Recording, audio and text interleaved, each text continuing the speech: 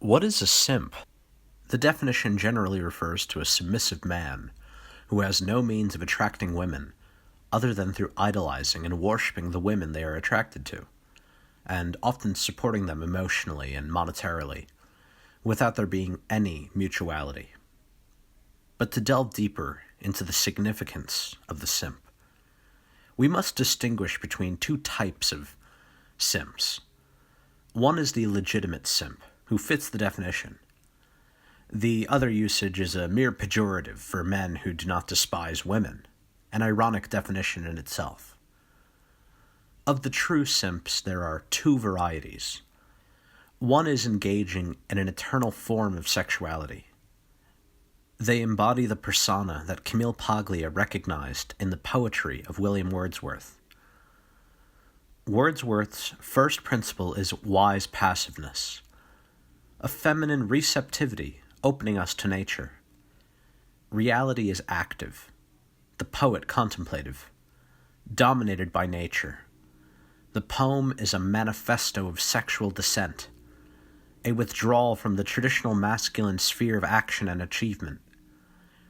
Wordsworth forfeits maleness for spiritual union with Mother Nature, wholeness through self-mutilation. His poetry revives the ritualism of the Asiatic mother cults, whose priests castrated themselves for the goddess.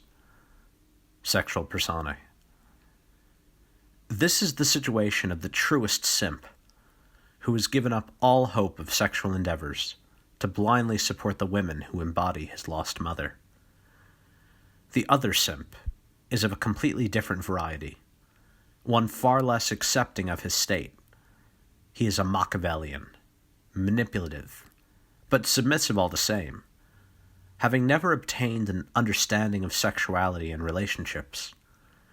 The only strategy he is aware of is one that requires he act nice and be a nice guy to convince women to sleep with him.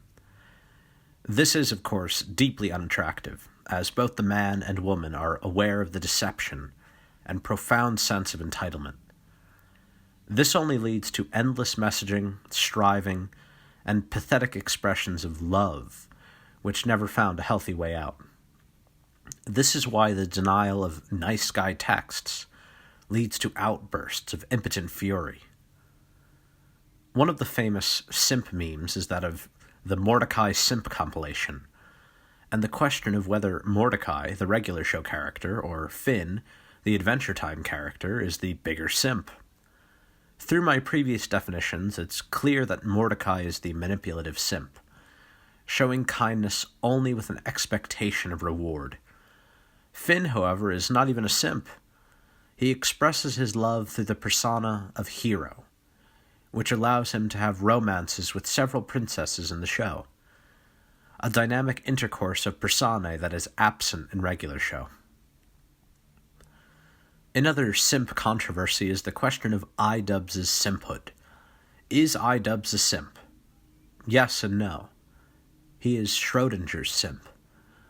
One is unable to gauge whether he is merely a Machiavellian who will do anything to maintain his relationship, through submission with ulterior motives, or whether there is no real submission involved and he is merely expressing his sexuality.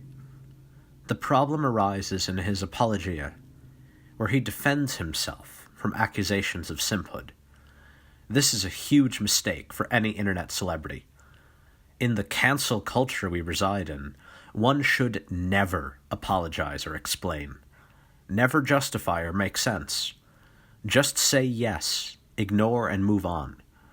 There is no moral power over a creator, other than the one they give their audience. Ultimately, the hatred of simps is an expression of collective sexual malaise.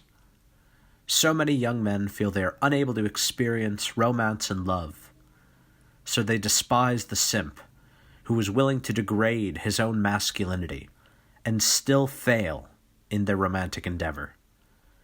There's a similar hatred for the cuck, who simultaneously possesses the objectified woman, but gives her up. He gives up the ultimately desired object of the doomed young man, the love object. Through memes, we engage in the symbolic sexual dramas that define our age. Thank you for watching. If you enjoyed the content, give a subscription. And as always, remember, memes matter.